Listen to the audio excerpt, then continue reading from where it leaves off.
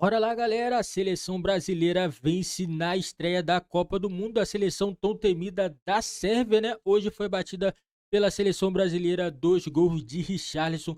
A seleção brasileira jogou muito bem, principalmente no segundo tempo. Os jogadores todos individualmente conseguiu subir muito de rendimento, né? Vinícius Júnior, que participou dos 2 gols que Richarlison fez. Neymar também foi muito participativo no jogo, sempre procurando a bola, né? O Rafinha também, por ser a primeira Copa, sentiu um pouquinho, isso é normal, primeira Copa do jogador jovem, mas no segundo tempo ele melhorou. O Tite só tirou ele faltando 5 minutos, foi o último jogador a ser substituído. Tite fez as 5 substituições permitidas pela FIFA na Copa do Mundo, e a seleção brasileira hoje mostrou que é capaz sim de trazer o Hexa esse ano no Catar, galera. E bora acompanhar o Sport Center do ESPN falando tudo desse jogo entre Brasil e Sérvia, galera. Não esquece de deixar seu like, se inscrever no nosso canal e ativar o sininho das notificações para não perder nenhuma novidade aqui do nosso canal. E bora lá pro vídeo. Tá voando mesmo, asas abertas, Richarlison, dois gols, fala meu filho caçula, 2 gols, que jogaço. André Kfouri já deixou aquele abraço singelo, mas vamos começar, porque olha só quem tá aqui. Aqui tem um jogador de Copa do Mundo. Apenas de Copa do Mundo. Você tem a obrigação de começar por ele. Boa noite, e gostou do que viu, Silas? Mas quem tá aprendendo aqui com esses caras aqui sou eu o tempo todo, então... Só reverência pra você. Felipe, um abraço, André, Marcela, um beijo para você, pro fã do esporte. Cara, que alegria que a gente tá aqui, né? Porque o pré-jogo foi muito tenso para todo mundo. Foi. A Sérvia vem com o Vlahovic, vem com o Mitrovic, os 2 gigantes, não vem. Não temos medo, a gente não tem medo do Brasil. E essa coisa toda, estreia, a gente com 5 jogadores que nunca tinham jogado Copa do Mundo. E, cara, foi um jogo assim de equilíbrio.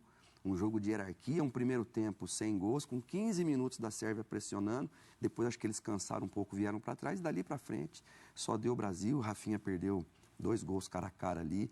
Mas foi um passeio, na verdade. A gente não pode se empolgar porque é só o primeiro jogo. Mas a seleção, as trocas do Tite, tudo certinho na hora certa. E esse Neymar aí que é a preocupação agora para frente, né? Pois é, o Neymar chora muito, a gente vai falar sobre isso, ele chora muito na substituição dele, ele no banco de reserva com os médicos.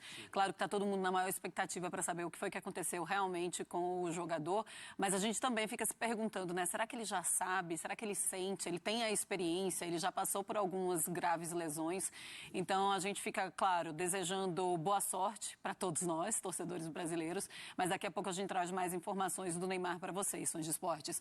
Agora, André Kfouri, é um Brasil que se mostrou tão maduro porque ele primeiro sente todo o jogo. Você vê um primeiro tempo que o pessoal fica, vai lá, acelera. Mas era um primeiro tempo que precisava ter a leitura do adversário e é isso que o Brasil faz. O Brasil completou uma atuação de muita solidez e, ao mesmo tempo, no segundo tempo, na segunda parte do jogo, mostrou como pode ser um time explosivo de uma hora para outra, né? A grande mudança foi logo na volta do intervalo, quando a seleção brasileira voltou com mais desarme, voltou mais agressiva na marcação próxima da área da Sérvia. O Rafinha teve uma chance logo no começo e, a partir dali, o Brasil meio que mostrou para a Sérvia que não ia se afastar do campo de ataque e que as coisas iriam acontecer. No primeiro tempo, eu acho que a seleção brasileira foi um pouco mais discreta, embora tenha acontecido 3 lances que poderiam ter mudado e facilitado o caminho da vitória da seleção brasileira. Logo no início, um passe absurdo, um passe assim pornográfico do Casemiro para o Neymar, e o Neymar não conseguiu dominar como ele queria. Aliás, faltou um gesto técnico nessas 3 ocasiões. Depois o Thiago Silva para o Vinícius, ele não consegue dar o toque na bola. Ele olha para a bola e não olha para o goleiro, Isso. né, André? E depois Paquetá com o Rafinha na tabela pelo lado direito. O Rafinha consegue finalizar, mas é muito fraco e muito fácil para o goleiro da Sérvia. Foram 3 oportunidades, não é pouco. O gol poderia ter saído em qualquer uma dessas 3. Mas, por tudo que a gente falou, eu estou de pleno acordo com o Silas. O pré-jogo foi tenso, não só porque se imaginava uma escalação que a gente nunca tinha visto. E essa escalação, mesmo que ela seja só para hoje, só para enfrentar a Sérvia, e volte em algum outro momento na Copa ou não, ela se comprovou equilibrada, porque a seleção brasileira não correu praticamente nenhum risco. Não haveria outro vencedor possível no jogo de hoje que não fosse o Brasil. O grande destaque, obviamente, é o Richarlison. O gol dele desafoga a seleção brasileira e os brasileiros, acho que em geral, porque coloca o jogo numa perspectiva merecida e necessária. E acho que poucos jogadores mereciam ter esse privilégio, tanto quanto ele. É uma grande jogada do Neymar, que recebe na frente da área, gira, cria um pânico na defesa dos sérvios e a ideia dele não era oferecer uma jogada para o Vinícius bater. Mas a bola escapou, o Vinícius percebeu, bateu no rebote, o Richarlison fez 1-0. E o segundo gol é uma das pérolas desse começo de Copa do Mundo. Sim. O passe do Vinícius é um passe inteligente, mas a bola chega difícil para dominar na área. E não se tem tempo para fazer isso. Ele fez a única coisa que alguém com recurso consegue fazer. Ele jogou para cima e bateu. Dominou com a canhota, né, André? Rapaz. E eu estava falando pro Silas, ele não estava se amostrando, não. Era o que ele tinha que fazer. Era a única maneira dele fazer aquele gol. O que eu acho tremendo legal, gol. Já temos muita coisa para falar, mas já que você definiu mesmo o grande destaque, eu acho que merece a gente... Você jogou com grandes jogadores, atacantes, centroavantes. E o outro, para mim, é o Tite. Então, o outro destaque. Vamos falar, eu acho que são vários. Mas a gente tem que falar porque não havia um gol de centroavante do Brasil em Copas desde 2014, né, o gol do Fred. Um gol ali de colocação, de oportunismo primeiro e um gol de genialidade. É o que a Marcela falou, era o recurso que ele tinha. Eu acho muito bonito quando a gente vê o atacante rodando com a bola. É uma questão quase gravitacional, assim, é físico o negócio. Fala um pouquinho do valor dessa estreia do Richarlison, pensando até no médio prazo. Bom, ele que a gente achou que não iria para a Copa.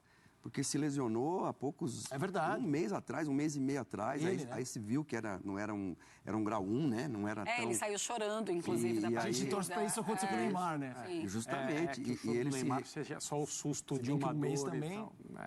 Mas se recuperou.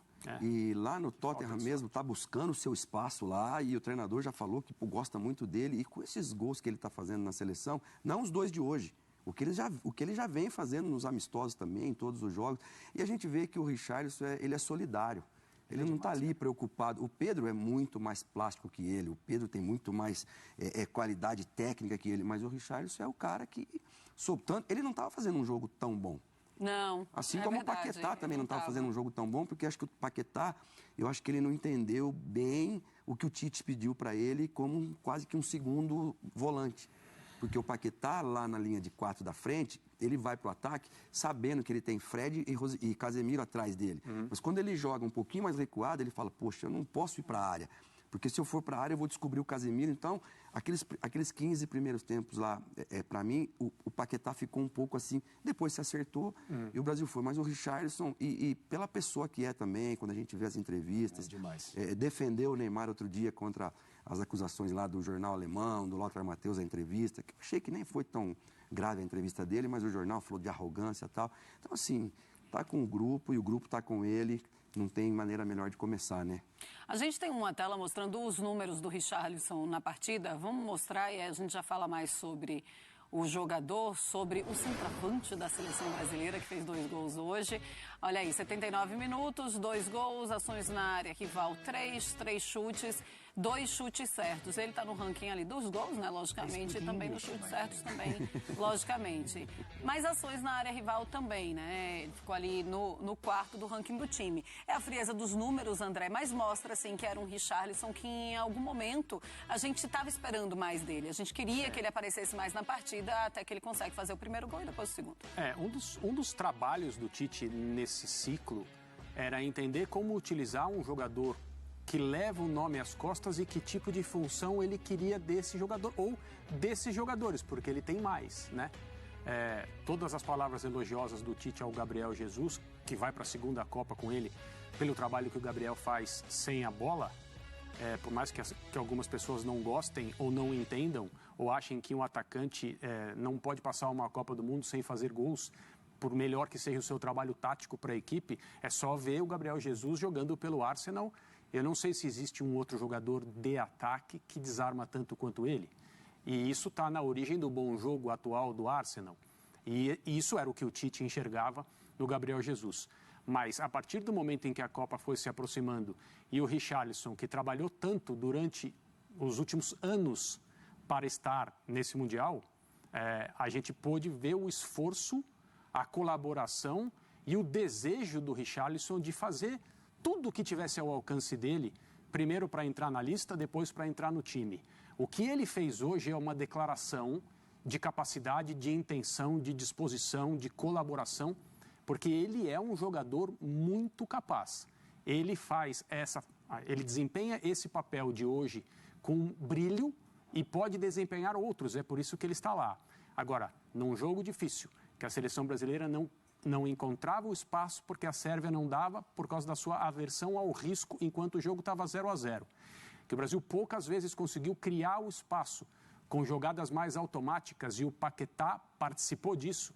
Ele deu toque de calcanhar, liberou, ele fez a tabela com o Rafinha no primeiro tempo, o gol poderia ter saído ali. O Paquetá é um jogador que enxerga 2 ou 3 lances à frente e o time precisa estar na mesma sintonia, porque ele é um criador de jogadas.